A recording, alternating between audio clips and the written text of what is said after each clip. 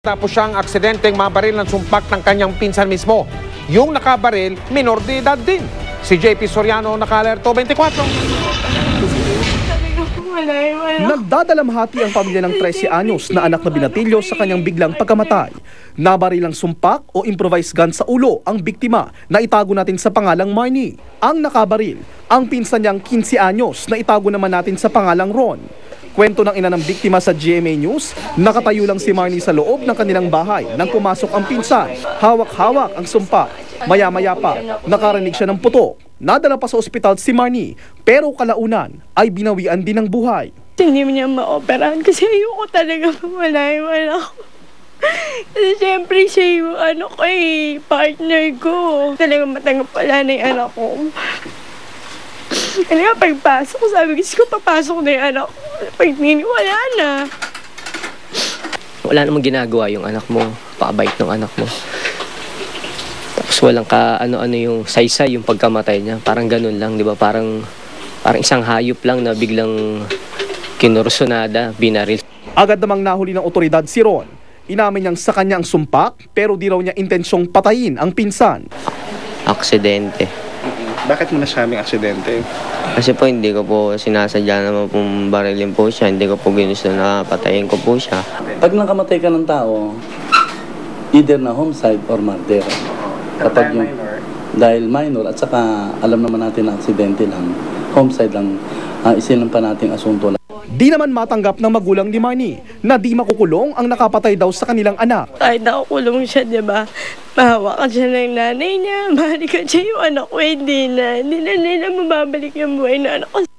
Bukod kay Ron, may isa pang minor de edad na sumuko sa DSWD na sangkot din sa kaso ng pagpatay gamit ang sumpa. Simula Enero hanggang Hunyo ngayong taon, 16 na kaso ng pagpatay na sangkot ang minor de edad gamit ang sumpak ang naitala sa Maynila pa lang. Kaya ang MPD nakatuon daw ang pagbabantay sa gumagawa at pinagkukuhanan ng mga sumpa. Dati kung mag-away lang, suntukan lang eh.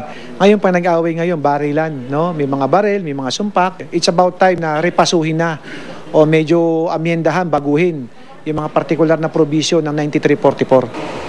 Sa ilalim kasi ng RA 9344, walang criminal liability o pananagutan ng isang menor de edad 15 pababa sa anumang krimen. Kaya madalas din daw menor de edad ang ginagamit sa mga krimen. JP Soriano, Nakatutok, 24 Oras. Chika Minute! Masama pa rin ang loob ni Rufa Gutierrez sa kanyang ex-husband na si Ilmas Bectas. Pinaparatangan kasi siya na ginagastos niya ang kinikita ng kanilang mga anak sa pag-aartista. Ang chika hatid ni Nelson Canlas. Masakit daw para kay Rufa Gutierrez ang panibagong paghamon na kanyang haharapin. Involved kasi dito ang dalawa niyang anak na sina Lorene at Venice. Kamakailan, nagpasabi ang kanyang dating asawa na si Ilmas Bectas na gusto raw niyang magkaroon ng kustodiya sa dalawang bata. Nalungkot ako at nagulat at natakot kasi gusto niya makuha yung mga bata. Ayon kay Rufa, matagal daw siyang nanahimik pagdating sa dating asawa. Nililimitahan nga raw niya ang kanilang komunikasyon para walang intriga. Nasaktan si Rufa ng paratangan siya ni Ilmas na gumagamit ang perang ipinapadala niya umano sa dalawa nilang anak. Sa email ni Ilmas sa GMA News kamakailan, sinabi rin niyang ginagastos umano ni Rufa ang kinikita nila Lorene at Venice sa pagsali nila sa isang TV show. Sweldo lang nila doon, 2,500. Ginawa ko na nga 5,000 dahil sabi ko sikat naman sila, abonado pa ako sa gas at sa pampizza, di ba? Pinakamasakit na sinabi niya, yung padala siya ng pera na hindi ko ginagastos, hindi ko binibigay sa mga bata. Meron ba? Di ba sabi mo? Nandiyan, no? Basahin mo. Oo, sabi ko, asa na resibo? Baka naman maling bank account yon. Umaasa rin si Rufa na maayos ang isyong ito.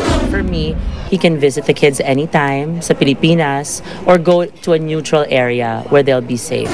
Inaasikaso ngayon ni Rufa ang kanyang celebrity auction for charity kung saan isusubasta ang mga kagamitan ng 25 sa kanyang celebrity friends. Nelson Canlas updated sa Showbiz Happenings.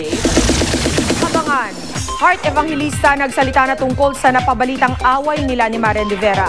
Dito lang yan sa Chika Minute. Susunod! Yang kotse na yan sa Canada, ayan, napaangat ng tubig na bumubulwak. Posesibo ang mga kahanap ng babaeng pinagsasaksak at sinulog pa sa isang motel. Balot ngayon ang pigati at galit.